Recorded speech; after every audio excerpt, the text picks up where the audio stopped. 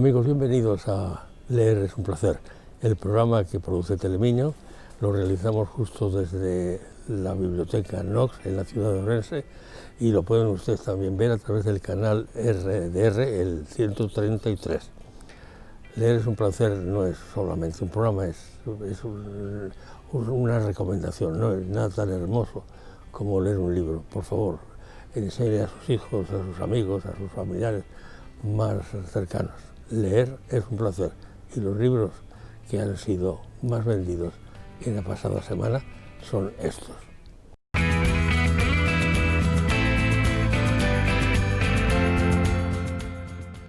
Bueno, los libros más vendidos de esta semana son, en primer lugar, de Woody Allen, su autobiografía A propósito de nada.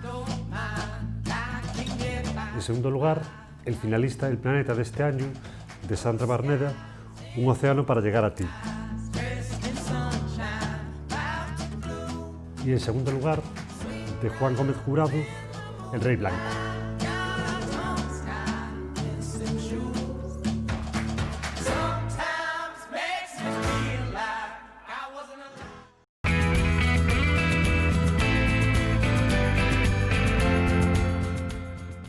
Bueno, desde que hemos venido aquí no he tenido ocasión de invitar a la persona que hoy tengo junto a mí, que tenía muchas ganas de que pudiera venir y hoy lo he conseguido. Vamos, no es que haya sido muy difícil porque siempre es muy amable y siempre se presta a venir, sobre todo a hablar de su Galicia, de sus épocas brillantes de esta ciudad y de esta provincia y de esta autonomía.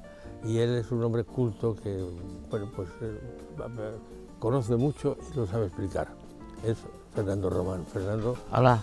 Gracias por estar con nosotros. Gracias a ti. Que tiene un nombre que te sugiere, por eso te pedí para el último programa en que estuvimos juntos que hablaras de la generación, ¿no? O que pasa é que ti es un pouco exagerado porque metes a Gary un montón, te pasas un pouco como amigo, pero bueno, é que hai unha cousa que tamén me gustou vir aquí porque estamos no que se chama Biblioteca Nos, que veo aquí neste ano tan importante porque neste ano se cumplen 100 anos da revista Nos, por eso se lle deu este nome, porque saiu o 30 de outubro deste ano o primeiro número, sendo a súa primeira redacción na sede de Rúa Padre Fijo número 12, no bufete de Arturo Noguerol. A familia Noguerol e o Lorenzo, que era presidente da Diputación, construíron a casa en 1897 e así fixeron a revista ali. A administración, o que pasa que despois todo traduce a San Domingos na casa de Vicente Risco, despois na Coruña, na Rúa Real e na Rúa das Hortas en Santiago. A primeira biblioteca ourensá, nacida a finais do século XIX, cita no Instituto Otero Pedrallo, sufriu un voraz incendio, a primeira que hubo de todas. En 1927, os membros do Cenáculo de Ourense e da revista Nos foron moitos deles os defensores e promotores da biblioteca pública. A carón está o arquivo histórico dirixido magníficamente por Pablo Sánchez Ferro, neto de outro home propio de Galicia, Ferro Couselo. Arturo Noguerol, Otero Pedrallo, Vicente Risco, Cuevillas e Losada Díguez conformaron que se chamaba o Cenáculo de Ourense, integraron a revista Nos. En 1917 o avance foi a creación da revista La Centuria, promotora do que era a revista Nos. Nos subtitúlase Boletín Mensual da Cultura Galega. Imprimiron os primeiros exemplares aquí en Ourense, na región, despois en Pontevedra, máis tarde na Coruña e finalmente foi en Santiago na imprenta de Ángel Casal. Era unha revista importantísima porque tuvo ni máis ni menos que 139 números, que a maior parte por problemas económicos, pois resulta que duraban 5, 7, 10 números. Eso sí, os problemas económicos afectaronlle porque de 1923 a 1925 tuvo unha interrupción. A revista tiña unha importancia e un esqueleto maravilloso. Tiña 20 páxinas, tiña 2 columnas coas súas cubertas. Incluso sabemos cuáles eran os principais promotores, porque no número 12, como dicían eles, había unha lista de socios de número, como dicían eles, Risco, Castelao, Losada Diéguez, Ramón e Antón Villarponte, Otero Pedrallo, Arturo Noguerol. Tamén unha parte importantísima é a ilustración que tiña, que casi todos os artigos encabezaba unha ilustración, sobre todo na primeira época que estaba en Ourense e na región había un tipógrafo magnífico que se chamaba José Manuel Cez. Resalta sobre todo a tipografía que realizaba Castelao, sobre todo, por exemplo, as tituladas, os dibuixos ou monstruos do Pórtico da Gloria, outros monstruos da Pórtico da Gloria. Hai pouco, María Victoria Carballo Carrero remata de reeditar un famosísimo, fantástico libro de estudio da ilustración de Nós, que saiu moi pouqueño. Creo que a xente debía lelo porque trae moito, unha maravilla. Para a revista Nós, despois tamén foron outros ilustradores, Díaz Baliño, Fernández Mazas, Carlos Maside, Prieto Nespereira, Vicente Risco e Luis Seoane. A tirada non era grande, pero eran 300 exemplares, pero tiña tal difusión que chegaron sobre todo a América, sobre todo a Buenos Aires. Non se empregou íntegramente, sempre o galego, agás algúns casos porque eran algúns poemas que eran portugueses, de Teixeira de Pascoés, por exemplo. A primeira parte ocupaba o corpus literario e despois a súa publicidade, a maioría de casas comerciais de Ourense. Eran redactores Cabanillas, Castelao, Losada Diéguez, Antón e Ramón Villarponte, Florentino Cuevillas, Otero Pedrallo, e despois o resto de colaboradores foi inmensa a lista, os millores, todo a xente da xeración Nós, incluso de Seminario de Estudios Galegos, Blanco Amor, Noguerol, Brozabei, Ramón Cabanillas, Fernández del Riego, Filgueira Valverde, todo un conxunto de persoas que fixeron que en Galicia volver a ser unha entidade plenamente europeísta, que fora moi digna. Non é por meterme con nadie, non creo que haxa en Europa naquel momento un corpus literario como este, tamén un corpus de escritores. Por eso creo que deben intentarse resaltar a eles e que Galicia continúe con eles. Moitos dos colaboradores, tristemente, tuveron que marcharse e exiliarse e outros foron represaliados. Noguerol, Casal, Blanco Torres, Johan Carballeira, Camilo Díaz Valillo e Ramón Fuentes Canal. Isto me parece que, como hai que tamén intentar ser un pouco breve, me parece o esencial desta revista. Incluso hai agora unhas reedicións fasímiles que a xente pode comprobar e é un entretenimento e non a xente quero que o lea para que as sospeitas que podan ter se convertan en realidade, nada máis. Muy bien, pues, don Fernando, muchas gracias por tu amable participación y has aclarado y has difundido moitas gracias e unha satisfacción estar aquí, estar contigo e que a xente vexa que hai motivos para querer esta terra. Muy bien, pues muchas gracias. Nada. Seguimos con el programa. ¿Sabemos cuáles son los libros más vendidos? Estos.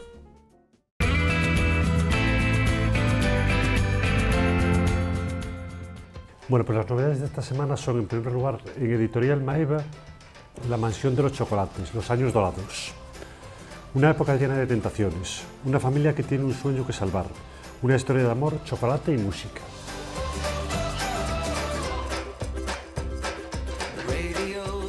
En segundo lugar, de Ruiz Zafón, La ciudad de vapor, todos los cuentos. Puedo conjurar rostros de chiquillos del barrio de la Ribera con los que a veces jugaba o peleaba en la calle, pero ninguno que quisiera rescatar del país de la indiferencia, ninguno excepto de la Blanca. Y en último lugar, también en Editorial Maeva, el próximo año En la cabaña. Una revolucionaria historia conecta con el destino de una familia con una verdadera masa de recuerdos.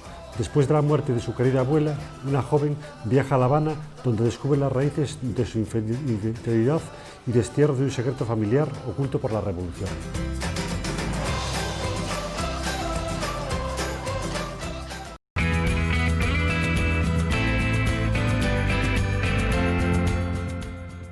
Normalmente siempre se ha oído hablar de los asesores fiscales, algo que es como un salvavidas, porque no podríamos movernos por el mundo hoy, la gente que trabajamos, tanto los profesionales, los empresarios, sin tener una relación fluida con esa cosa que se llama Hacienda.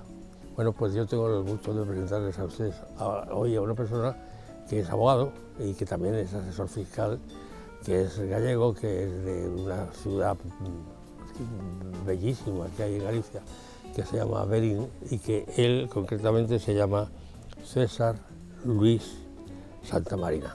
Aquí está, señor asesor fiscal. Buenas bienvenido. tardes. Buenas tardes, encantado de estar contigo y gracias por invitarme a hablar de algo que nos apasiona. Es que un son los placer, y libros. precisamente eso quiero demostrar, que los asesores fiscales también se preocupan de la cultura, se preocupan un poco de la literatura, y él nos va a hablar de varias cosas, concretamente de dos libros que tienen importancia para él y que está desarrollado la acción en las tierras hermanas del País Vasco, y se llama La hija del Chacurra.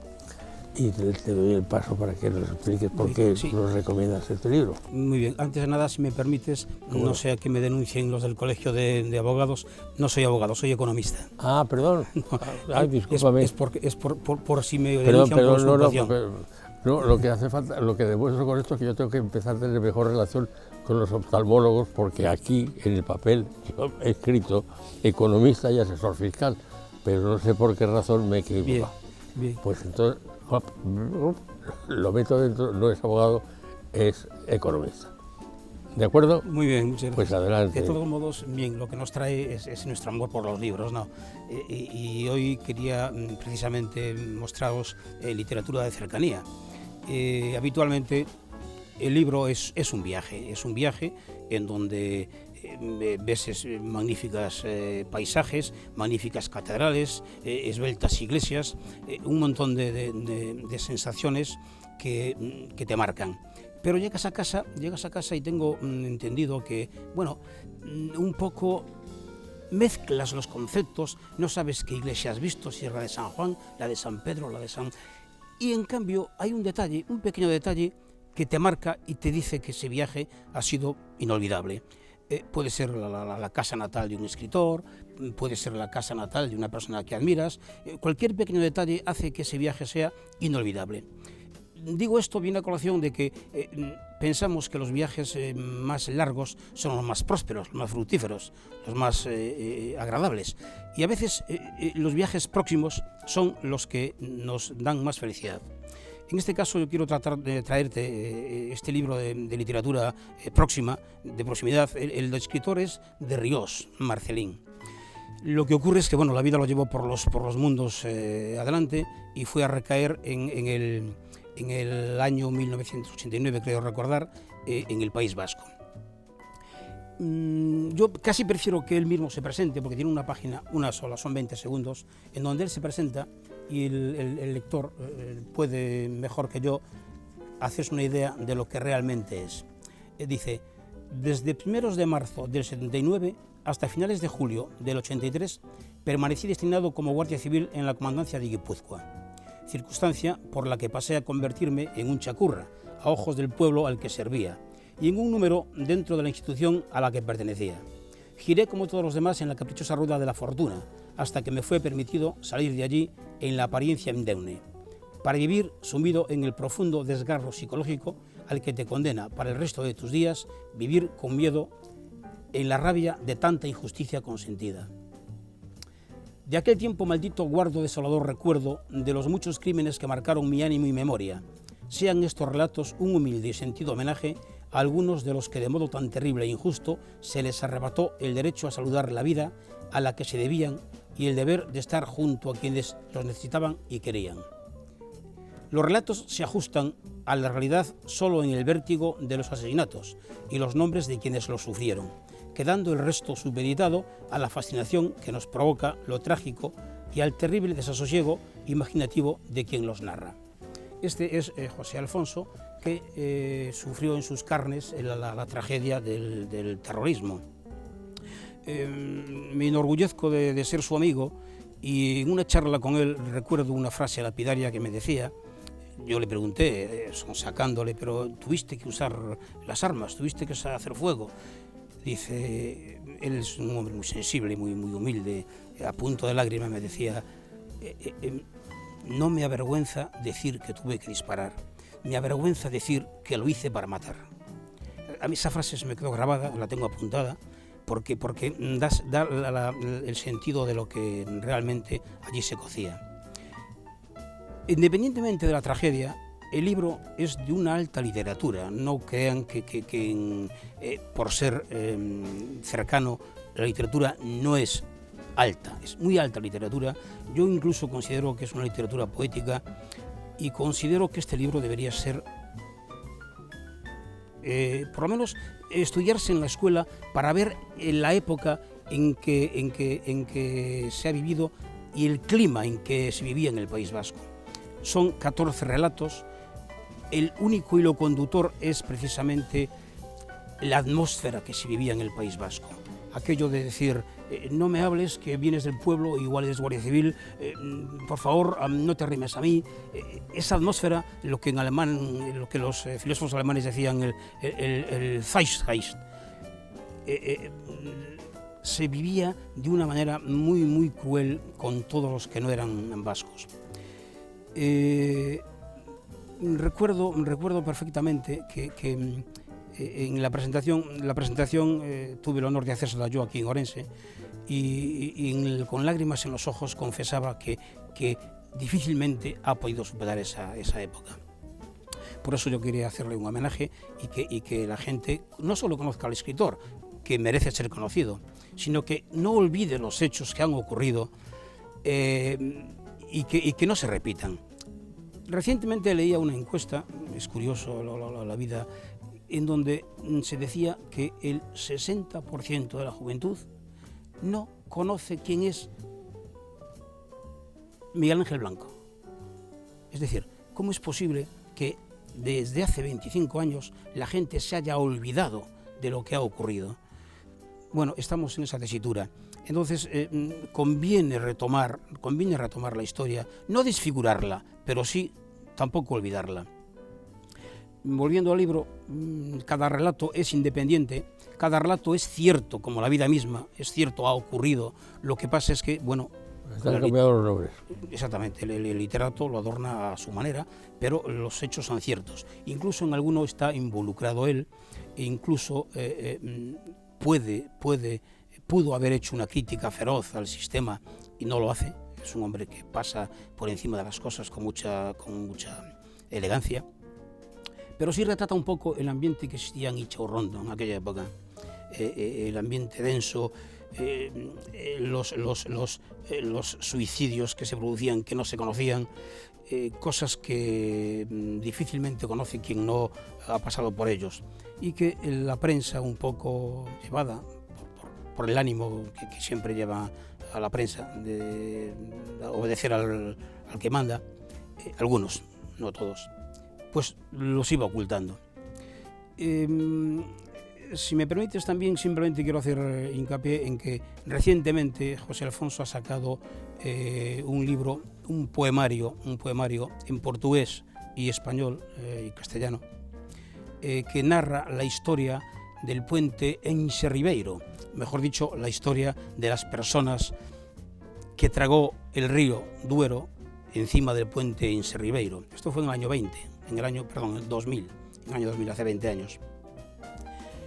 6 de las personas que murieron de las 65 fueron a parar a la Costa de la Muerte, a Malpica y a esos lugares.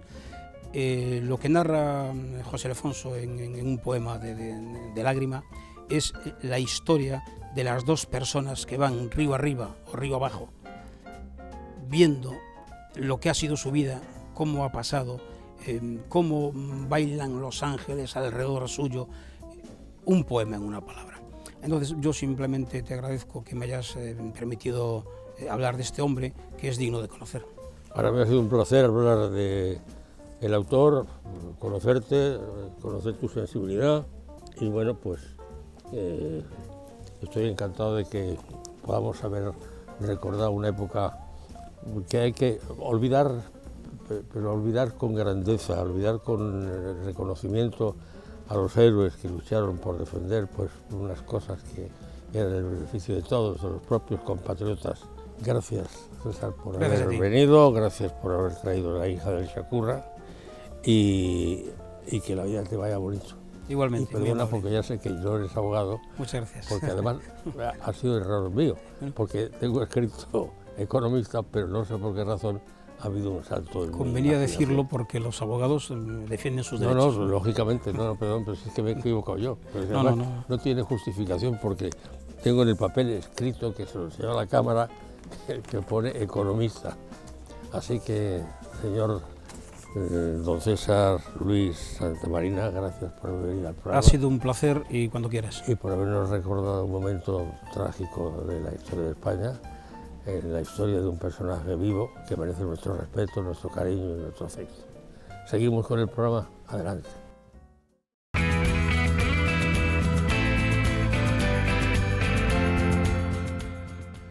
Bueno, y esta semana recomendamos como libro juvenil Los compas y la maldición de Mickey Crack. Mickey y Timba han organizado una gran fiesta de cumpleaños para Trolli, en la Pluma Negra, y ya está todo preparado. Globos y confeti por todas partes, una gran tarta con velas y un montón de regalos, pero algo no salen como estaba previsto.